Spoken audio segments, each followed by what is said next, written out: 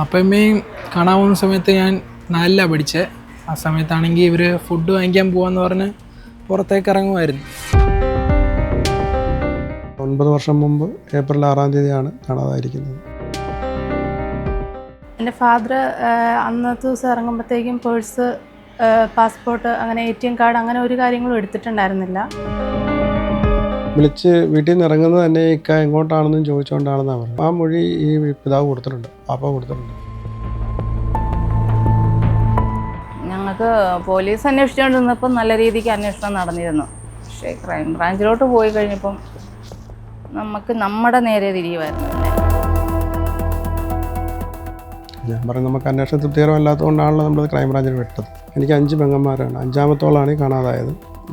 ബാക്കി 4 പെങ്ങന്മാരുടെ വീടുകളിലും ഒന്നൊഴിയാതെ പോലീസ് കയറി ഇറങ്ങുമായിരുന്നു. പുള്ളി എന്തോ മനസ്സിലുറപ്പിച്ചിട്ട് തന്നെയായിരിക്കും. ഒരുപക്ഷെ എൻ്റെ പെങ്ങൾക്ക് അറിവില്ലായിരുന്നു.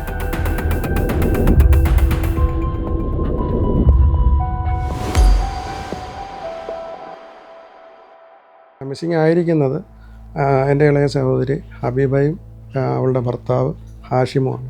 അവർക്ക് 2 മക്കളാണ്. ഇപ്പോൾ മക്കൾ വലുതായി. അപ്പം മൂത്ത പെൺകുട്ടിയെ വിവാഹം കഴിച്ചു വിട്ടു. ഇളയ കുട്ടി 3 പഠിക്കുന്നു. ഏപ്രിൽ 6-ാം തീയതി കാണാൻ പോകുന്നപ്പോൾ 9 വർഷമായി. ഈ 9 വർഷത്തിനിടയ്ക്കുള്ള സംഭവം എന്ന് പറഞ്ഞു കഴിഞ്ഞാൽ, കാണാതായ ആ സമയം ആദ്യം ഇത് കുമരകം സ്റ്റേഷനിൽ സ്റ്റേഷനിൽ നിന്നാണ് നമ്മൾ ഈ വിവരം അറിയുന്നത്. എല്ലാ കുടുംബത്തിലെ പോലെ ഒരു സന്തോഷമായിട്ട് മുമ്പോട്ട് പോകുമായിരുന്നു. പെട്ടെന്ന് ആ ഒരു ദിവസം വന്ന് അങ്ങനെ ഇവരങ്ങ് ഇറങ്ങിപ്പോയത്. പിന്നീട് അങ്ങോട്ട് അത്ര നല്ല ദിവസങ്ങളൊന്നും അല്ലായിരുന്നു.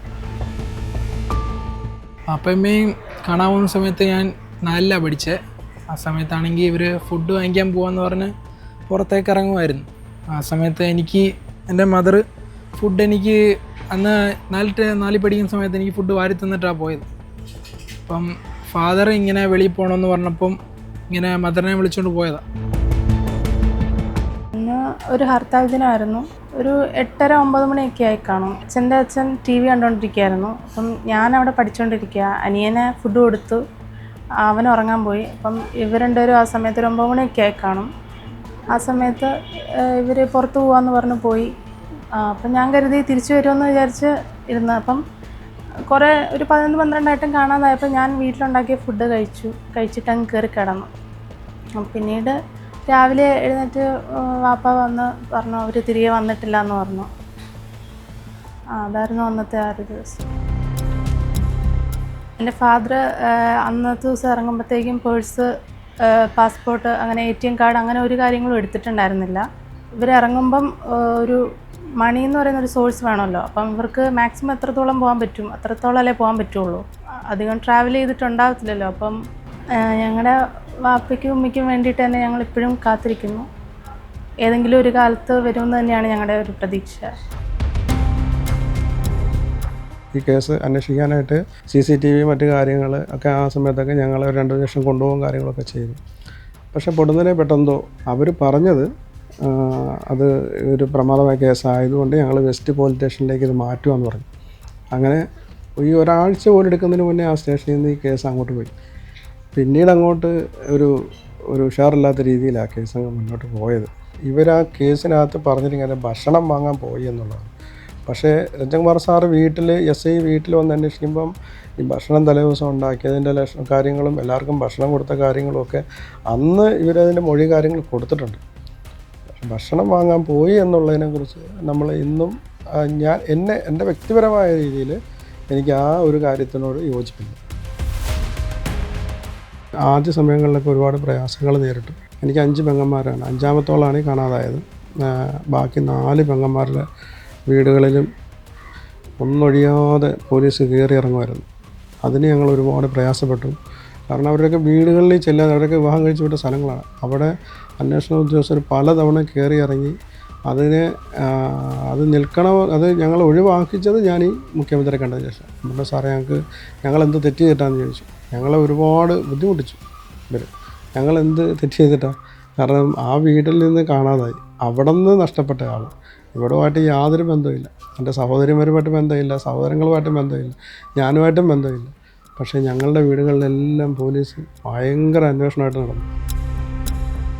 ഇത് കേസ് ക്രൈംബ്രാഞ്ചിനെ ഏൽപ്പിക്കണമെന്ന് ആവശ്യപ്പെട്ട് അന്നത്തെ മുഖ്യമന്ത്രി ശ്രീ പിണറായി സാറിനെ പോയി കാണുന്നത്. നമ്മൾ കാര്യപരമായിട്ട് തന്നെ കാര്യങ്ങൾ എൻ്റെ വിശദീകരണം പൂർണ്ണമായിട്ട് കൊടുത്തതിൻ്റെ അടിസ്ഥാനത്തിൽ അദ്ദേഹം അത് ഗൗരവമായി തന്നെ എടുത്തു.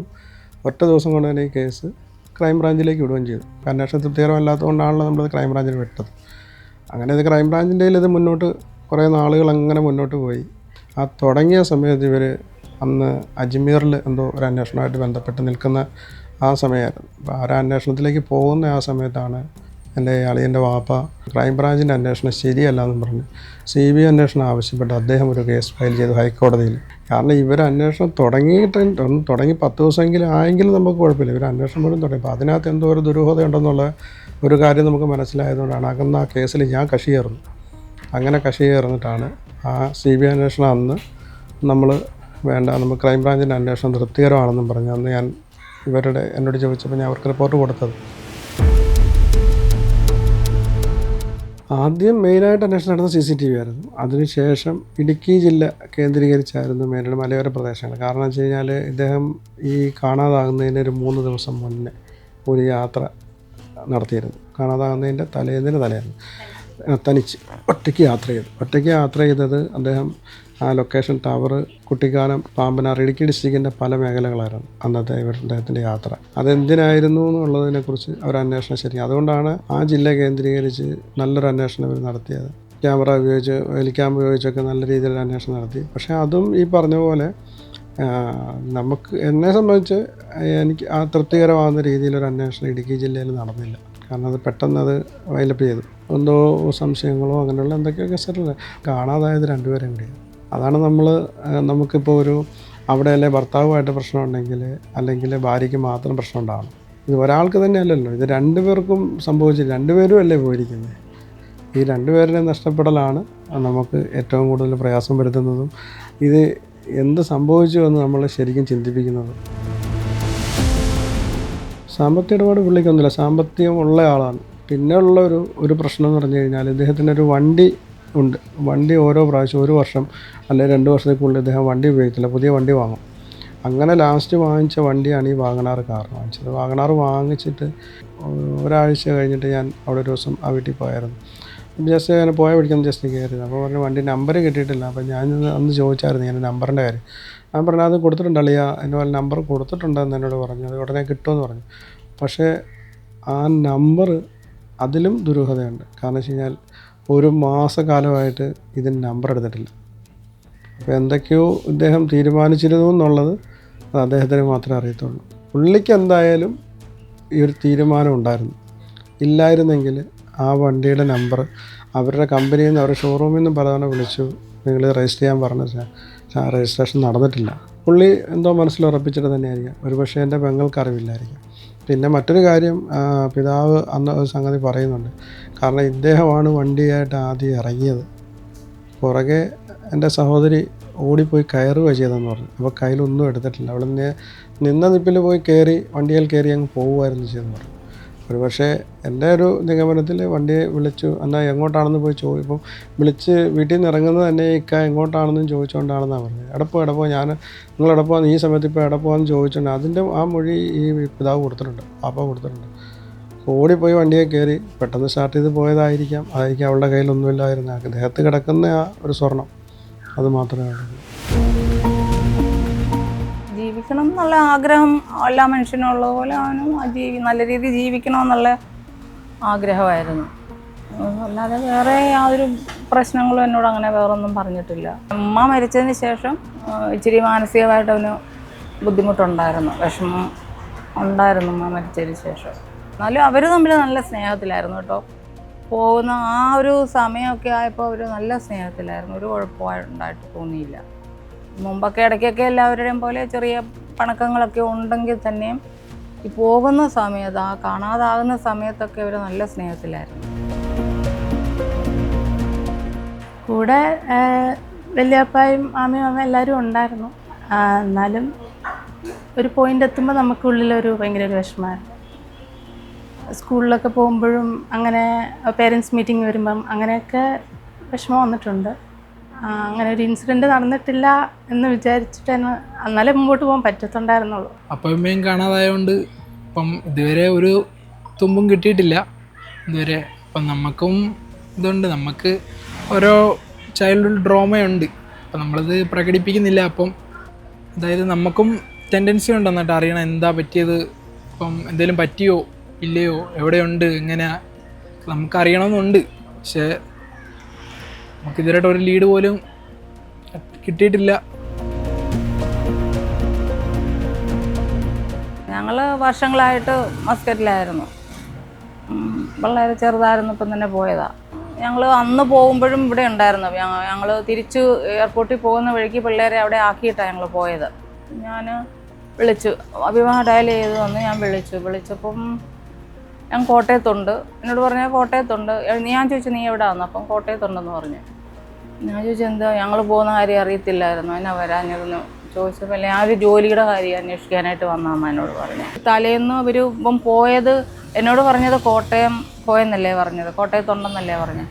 പക്ഷേ ഒരു അന്വേഷണ ഉദ്യോഗസ്ഥർ പറയുന്ന അവർ ഇതിനകത്ത് നോക്കുമ്പോൾ എൻ്റെ മൊബൈലിൻ്റെ റേഞ്ച് പരുന്തുംപാറയിലാണ് പോയിട്ട് 1.5 മണിക്കൂർ കൊണ്ട് പോയി വന്നെന്നാണ് അവർ പറയുന്നത്.